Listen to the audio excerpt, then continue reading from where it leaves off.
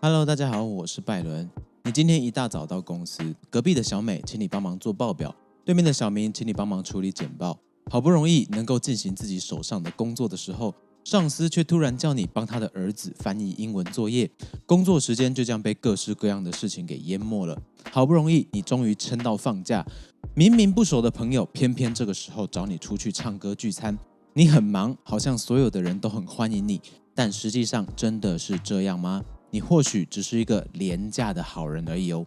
为什么我们的时间总是被别人的事给占据呢？为什么我们总是没有办法拒绝别人的要求呢？这可能是被训练出来的哦。你一定听过一种美德，叫做合群。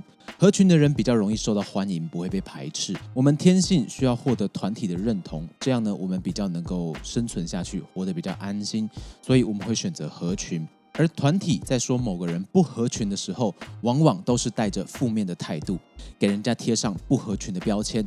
不合群为什么这么不受人欢迎呢？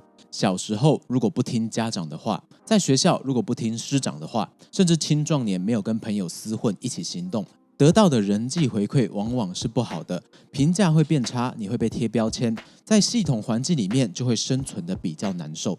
这个环境就会让你学会回应别人的要求和期待是生存的方式。对某些人来说，这成了潜规则，大家都应该遵守；对某些人来说，这成为他们操控别人的途径；而对另外一些人来说，这可能是他们以为最重要的生存方式。他们变得怕拒绝别人，怕被别人讨厌，把别人的需要放在自己的需要之上，活得非常的卑微，也就是变成我们口中所说的讨好者。希望你没有严重的讨好者倾向哦。如果你有这样的状况，你有这样的问题，希望你学会拒绝，把时间跟能量留给自己。你可能会因此生产力提高，自我掌控感提高，和重要的人连结更深，也有更多的时间自我进步。你要明确的知道一点，拒绝不是自私，是你尊重自己的时间，你尊重自己的需要，你尊重自己的价值观。在权力不对等的关系中，忍辱负重情有可原。而如果这段关系会因为你拒绝那些不是非你不可的事情而让你受到伤害，那它值不值得继续努力维持？你可能需要好好的思考一下。从时间资源的角度来看，进行 A 任务的时候，你就不能够进行 B 任务，你一次只能够进行一件事。所以，当你不停回应别人的需要，回应别人的期待的时候，你是没有时间回应自己的需要的。当然，你也没有时间照顾自己重视的人事物，甚至你没有办法为自己仅仅是好好的休息。你就像被别人的要求绑得死死的奴工，一点属于自己的喘息空间都没有。从价值的角度来看，烂好人的帮助和情感是不会被重视的，免费的东西不会被珍惜。如果不停满足别人的要求是你的生存方式，你要知道，你的鼎力相助对别人来说可能是一种理所当然的服务哦。也就是说，你的帮助在别人的眼里不是你的帮助，那它是什么呢？它是你的责任跟你的义务。相反的，人们珍惜不容易取得的事物。当你尊重自己的时间，尊重自己的优先任务，因而拒绝别人的时候，你自然会变得不容易使唤，没那么好合作，不这么合群。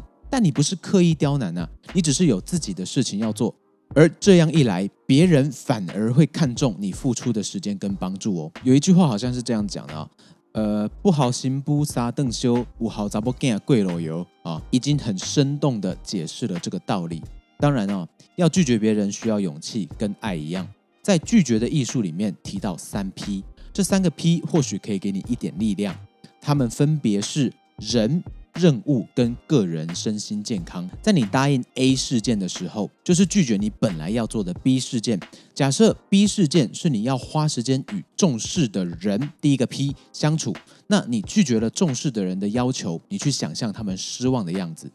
那么假设 B 事件是你重视的任务或者是情绪高昂的事情，想象你自己失望的样子，这是第二个 P。再来，假设 B 事件是你少有的恢复时间、充电活动，你自我对话跟成长的空档。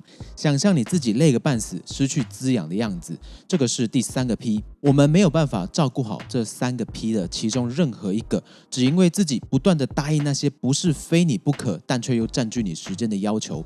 相信到这里，你已经很有动机去尊重自己的时间了。那么具体来说，该如何拒绝呢？你可以透过4种途径：我不在，我不做，我的原则是，我的责任跟承诺是，来礼貌而明确地表达你拒绝的立场。你的拒绝会被视为描述一个事实，而不是针对个人的拒绝。比方说像以下的演示哦，比方说有人找你去喝酒，给你抽烟，你想要拒绝，你可以说：有了孩子以后，我就不碰烟酒了，谢谢你。这个是我不在。那我不会呢，是比方说为了效率，我上午工作的时候不会看讯息，如果不是急事的话，下午开会再聊，如果有急事请你打电话，但它最好要是急事。这个既是我不会的演示，也是我的原则的演示。你可以把你的原则公布让大家知道。那我的原则跟承诺的演示呢，是比方说我的周六晚餐一定要跟家人一起吃饭，谢谢你邀请，但我周六那天就是没有空，请你排开时间。别人通常尊重你的话，就会尊重你的原则。最后一个是我的承诺跟责任，这个是表达你对于你自己的信用的要求哦。比方说我必须优先进行我负责的什么什么工作，所以我没有办法帮助你。如果我选择帮助你，那我就没有办法完成我的工作，也就是说我没有负起我应该要做好这件事情的责任哦。用这样来表达你对你自己的责任、你的工作、你的职责的看重。承诺的话，比方说你可以跟你的同事表明你不喝酒，你可以说你已经答应你的家人从此不再喝酒了，你有承诺过他们，而你尊重你的家人和你的承诺，希望他们可以让你以茶代酒。那我相信这样的话，一个好的健康的工作环境、工作同仁，他们是不会逼迫你去使用酒精饮料的。如果我们的规矩合情合理，但是对方仍然一直越线的话，那就是对方的问题了。当然，如果对方的确需要帮助，或者是你很重视对方，但真的也有自己的事情要做的时候，你可以提供替代方案，做力所能及的小帮助，来转移你的罪恶感哦。比方说，你可以转借给其他人，另外约时间，或者是更换你帮助的形式和程度。这种类型的拒绝方式就是很得体的选择。比方说，虽然你不想要留言或转发，但是你可以按订阅和喜欢，就是一种很好的替代方案来帮助我。总之呢，不是非你不可，而你也不想的时候，拒绝是非常合理而且可以的。希望你可以更尊重你自己的时间和你自己的优先度，让别人也跟着尊重你的时间跟你的决定。不过呢，按赞、订阅、分享的确是非你不可。如果你做的话，我会很开心的。希望这期呢对你有一点点的帮助。我是拜伦，我们下期再见喽。